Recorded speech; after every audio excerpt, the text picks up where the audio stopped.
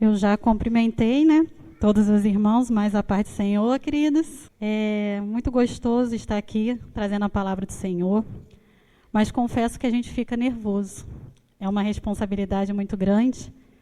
E por mais que eu venha aqui na frente, por mais que eu louvo, por mais que eu já dei aula, trazer a palavra do Senhor num púlpito, ela requer responsabilidade. Porque primeiro o Senhor prega para quem ministra e depois ele prega para quem está no banco.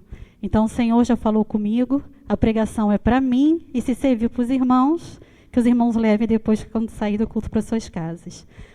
E nessa noite, querido, eu queria falar sobre algo que vem tocado no meu coração há um tempo. E na semana passada, retrasada, eu estava aqui no culto, a Adriele estava pregando e ela falava, se te vier a mão para fazer, faça. E aí o Senhor tocou no meu coração, falei, poxa, eu precisava trazer uma palavra. E assim que acabou o culto, a Josi me abordou ali na porta e falou, Monique, tu traz uma palavra? Eu falei, é do Senhor. E eu escolhi, pelo Espírito Santo de Deus, o tema para essa noite.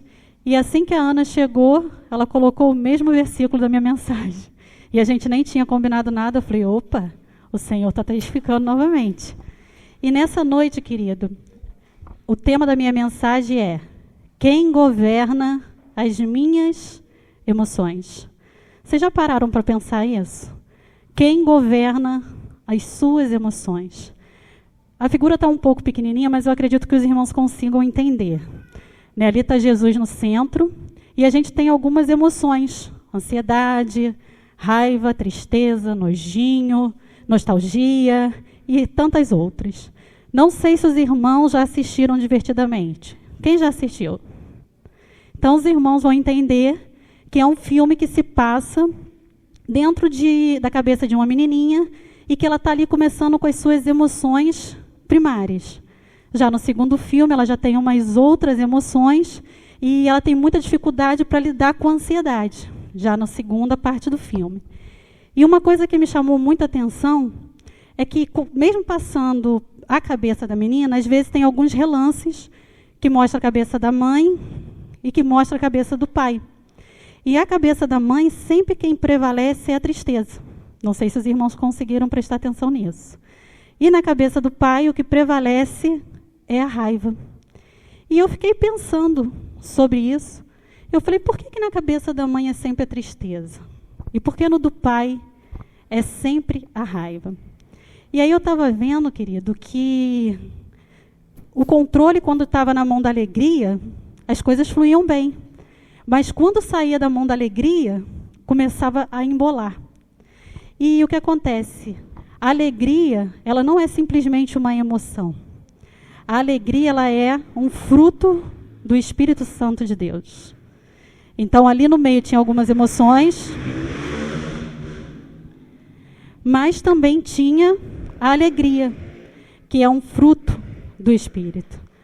A alegria, queridos, ela não é só uma reação ao cenário. A tristeza, normalmente, ela é uma reação àquilo que a gente vive. Se acontece alguma coisa ruim, a gente fica triste, correto? E é normal a gente ficar triste. Só que nem sempre a gente precisa de uma coisa boa para ficar feliz. Aí os irmãos, poxa, eu não entendi. Às vezes a gente fica feliz com coisas boas. Às vezes a gente vai comprar uma blusinha, nós mulheres, e a gente já sai imaginando como vai ficar com a minha calça. A gente está feliz. Só que mesmo às vezes quando acontecem coisas ruins e a gente confia no Senhor e a gente deposita a confiança no Senhor, a gente se alegra em Cristo, querido. A palavra de Deus diz, ainda que a figueira não floresça, todavia eu me alegrarei em ti. E nessa noite a gente vai falar sobre isso, querido. Na teoria, todo mundo quer ser guiado por Jesus, correto? Mas na prática, às vezes, a gente deixa outras vozes assumirem o painel das nossas mentes. E aí, querido, a gente precisa tomar muito cuidado com isso. Porque, às vezes, situações vão gerar gatilhos que vai fazer com que emoções que sejam mais fortes em nós, elas gritem. Por exemplo, os irmãos estão no trânsito, a maioria dirige. Alguém vem e te fecha no trânsito. Qual é a primeira emoção que vem à sua mente?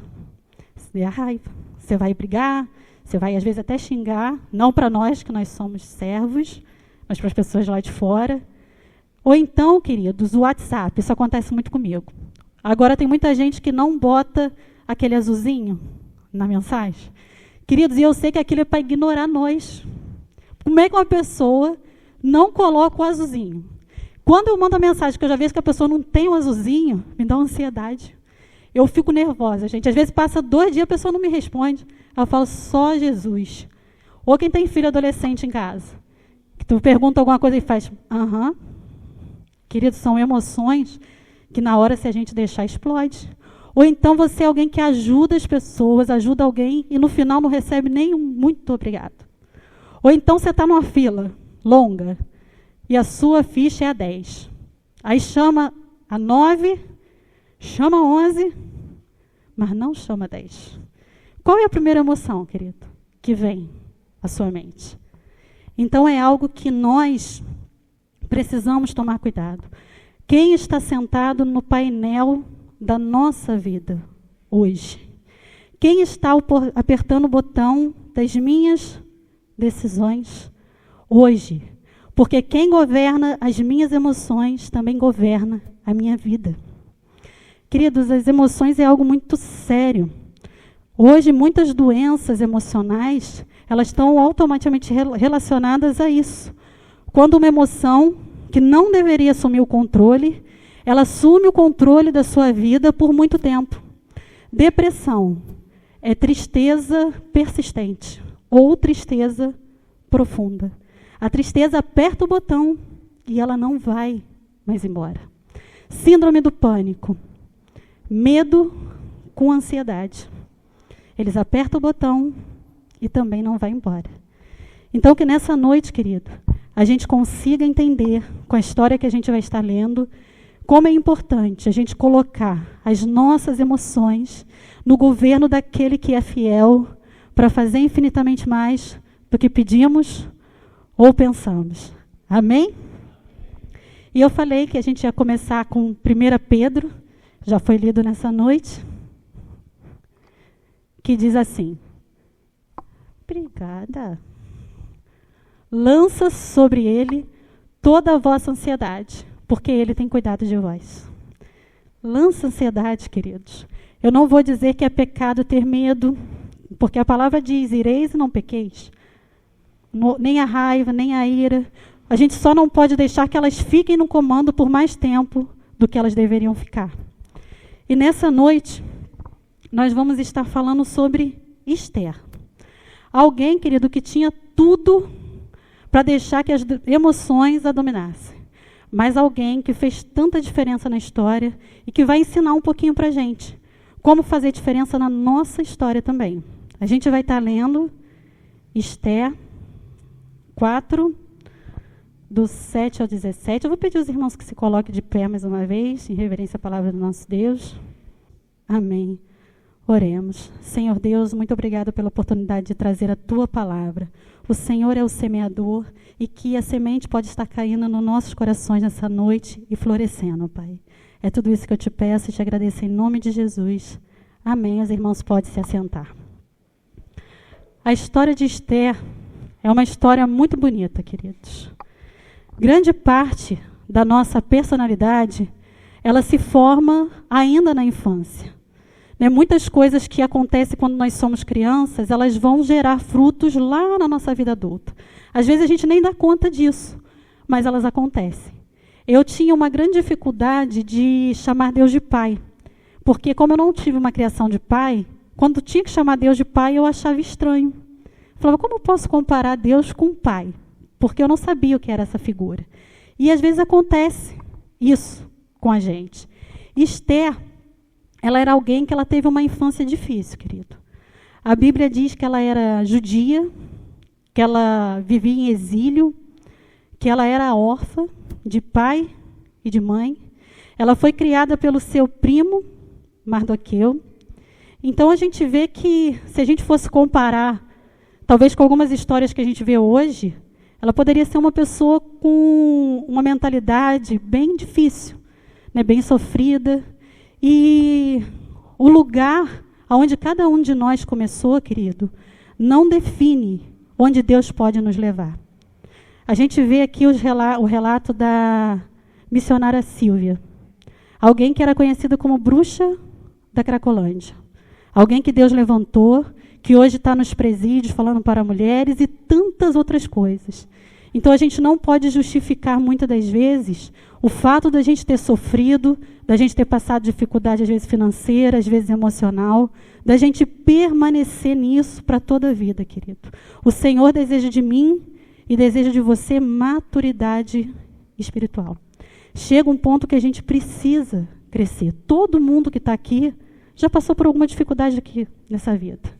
Ou enfermidade, ou problemas no casamento, ou problemas de saúde, ou problemas de abandono. Só que nós precisamos superar etapas. Porque senão a gente vai deixar o botão da tristeza, o botão da ansiedade, tomar muito tempo de um espaço que deveria ser de Deus. E ele não está conseguindo ter esse espaço. E Esther, ela é alguém que ela teve várias feridas do passado. E assim como nós, a vida da gente, às vezes, tem altos e baixos. Às vezes a gente está lá no alto e às vezes a gente está lá no baixo. A gente vê Jó. Jó estava bem. E uma reunião do céu bastou para que toda a vida de Jó mudasse, de uma hora para outra. E às vezes com a gente é assim. Às vezes a gente está bem. A gente está bem financeiramente, a gente está bem de saúde, a gente está bem no nosso casamento, mas é isso aqui. É o teu fechar de olho para dormir e não acordar, tudo pode mudar, querido. E a gente precisa estar fortalecido em Deus para que essas coisas não afetem a gente emocionalmente e espiritualmente. E a gente vê que Estela estava ali como órfã, com o seu primo, e de repente, querido, a situação dela muda.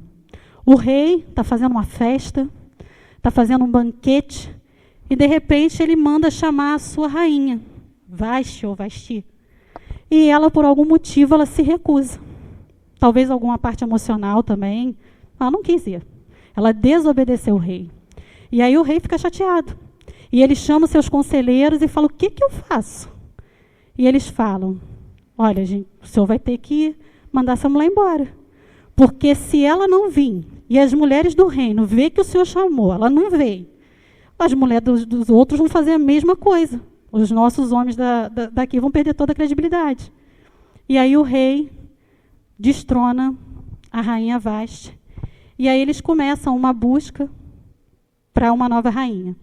E aí eles vão pelos povoados, e eles vão pegando as mulheres mais bonitas. E diz a Bíblia que a Estela era muito bonita. E ela também é levada para o harém. E lá, queridos, ela fica por 12 meses, vou falar para as mulheres agora, fazendo tratamento de beleza. 12 meses. A gente pinta o cabelo e fica toda boba, né? Agora imagina 12 meses. 6 meses com mirra, 6... Então, assim, é algo que Deus, ele estava preparando algo muito especial para Esther. Deus é especialista em mudar cenários improváveis, queridos. Esse é o Deus que a gente serve.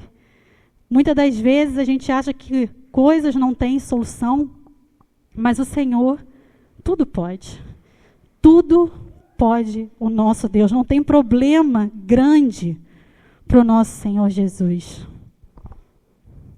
E, às vezes, o Senhor, ele nos levanta. Só que quando a gente sai, às vezes, de uma situação que a gente estava, e portas se abrem, às vezes o nosso coração, ele muda. E, às vezes, a gente dá lugar para algumas emoções que a gente não deveria. Tem pessoas, querido, que você nem reconhece quando ela consegue ganhar uma estabilidade financeira. Você olha e você fala, nossa, mas o que aconteceu? Por que mudou tanto? Deus, ele abre portas.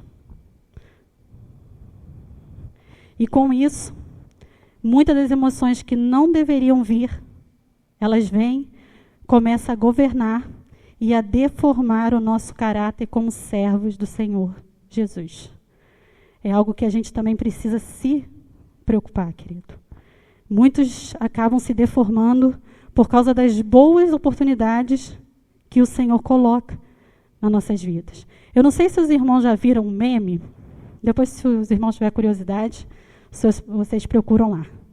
Top 10 quando eu ficar rico. Eu vou falar só 5, tá, irmão? Daqui para lá. Primeiro, vou deixar de ser humilde. Segundo, vou deixar o dinheiro me mudar. Terceiro, vou esquecer de onde eu vim. Quarto, vou colocar minhas primas para ser empregada doméstica lá em casa. Eu sei que teve gente que pensou nisso, né, Patrícia? Vou jogar na cara dos meus amigos que eu sou rico. E eles não. Então, olha só, querida, é algo que é um meme. Tem mais 5 ali para vocês verem. Só que, infelizmente, às vezes acontece isso. Às vezes as pessoas melhoram de vida e elas esquecem de onde veio. Esquece quem ajudou, esquece o que passou. A soberba precede a queda. Quantas pessoas ficam soberbas, queridos? E a gente fala, poxa, mas agora que podia ajudar alguém, pô, a pessoa ficou tão soberba. E a gente vê que Esther era uma pessoa humilde, uma pessoa que tinha empatia. O elo dela com o primo não acabou, queridos. Mesmo ela indo para o castelo, ainda assim ela ouvia o seu primo. O seu primo ia todo dia para a porta ali do castelo e ele ficava sabendo o que estava acontecendo com ela sabia o que estava acontecendo com ele. E a gente vê os princípios de Esther, que mesmo dentro do castelo ela ainda escutava quem estava sentado por lá de fora.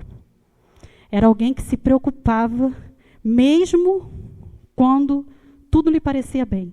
Ela já não estava mais na posição de abandono, porque ela estava com o rei. Ela agora era rainha. E ainda assim, ela tinha a humildade para se preocupar com aqueles que estavam para o lado de fora. E aí, queridos, ela está lá bem, vivendo como rainha. E, de repente, toda boa história tem que ter um vilão, correto? E nessa tem um vilão. Amã. Amã era alguém que ele conseguiu credibilidade perante o rei.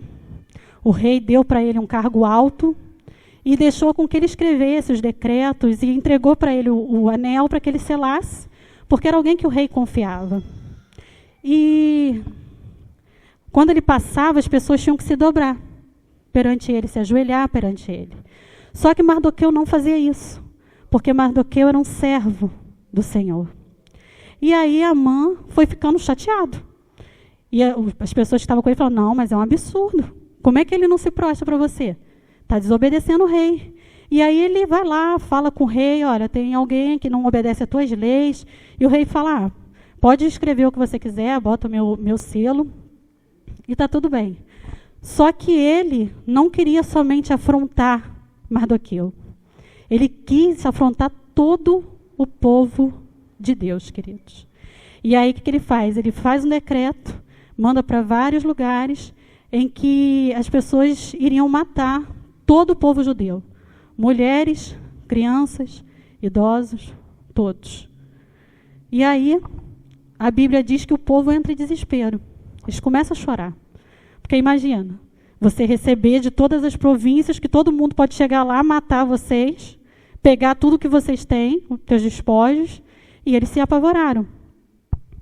E aí, querido,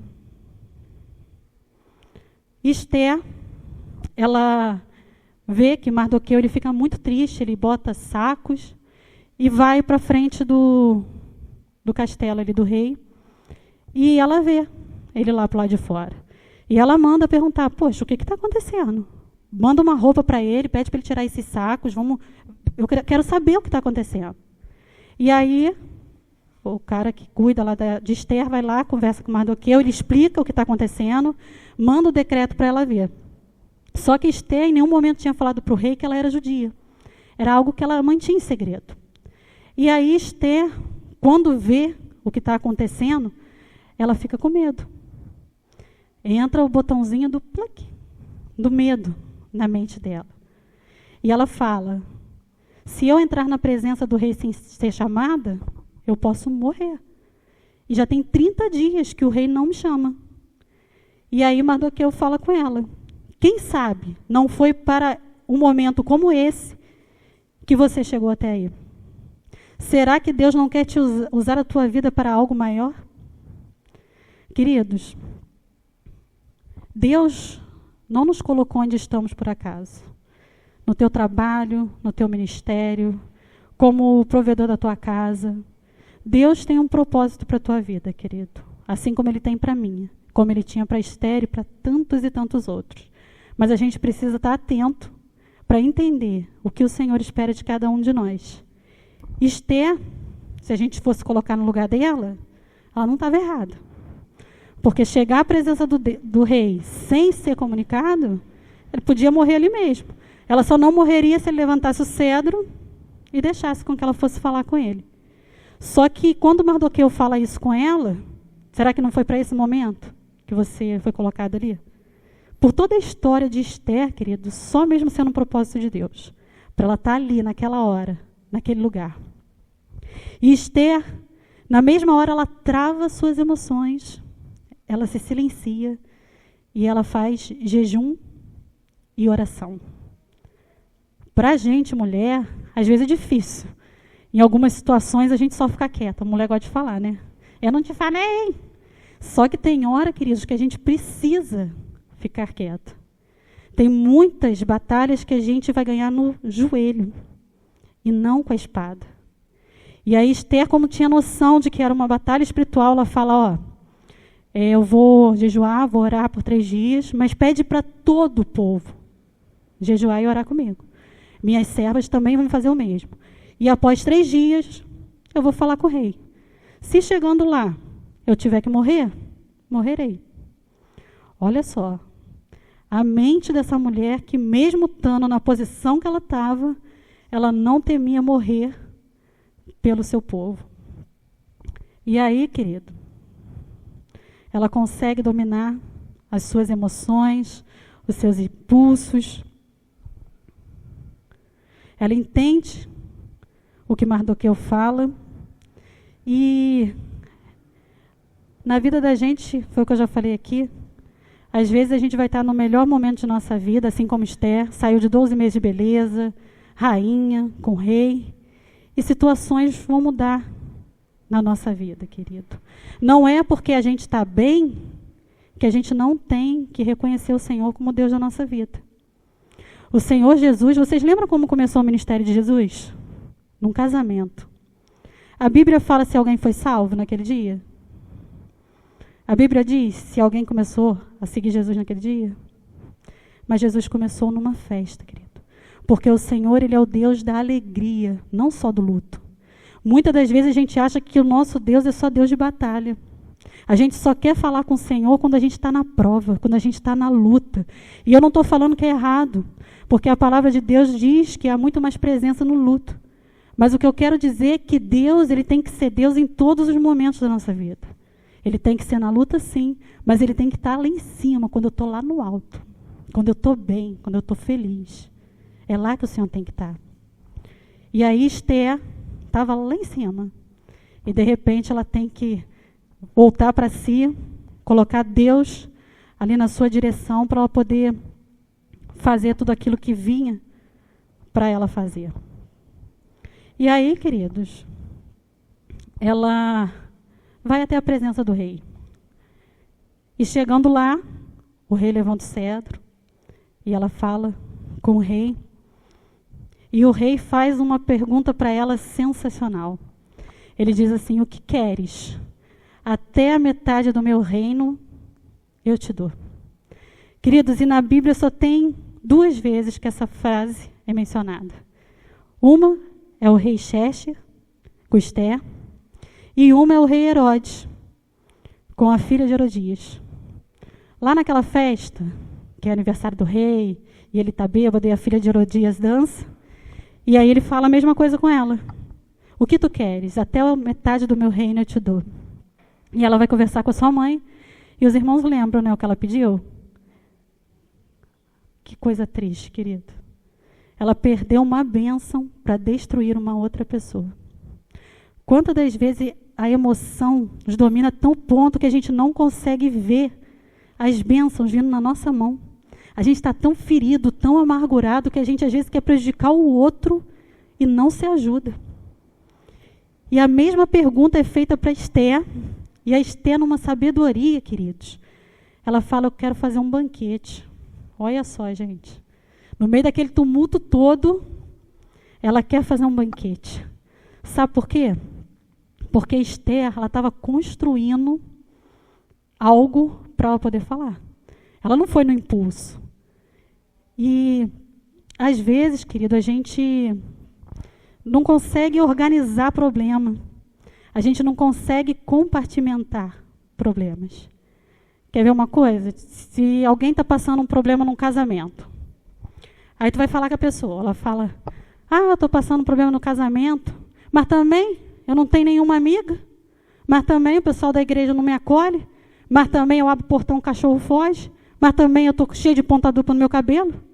Querido, a gente não consegue compactar, a gente vai botando tudo no mesmo pacote e a gente vai transformando um problema que era pequeno em algo tão grande. E Esther era alguém que sabia trabalhar em meio às crises. Então ela vira e fala, não, eu quero fazer um banquete. E o rei permite que ela faça o banquete. E ela pede para chamar Amã. Ela quer que o rei esteja junto com Amã. E o rei chama, Amã vai todo bobo lá com o rei. E eles fazem esse banquete. E aí, querido, passa-se o dia. E naquela noite, o rei vai ler um livro. Ele está sem sono, ele vai ler um livro.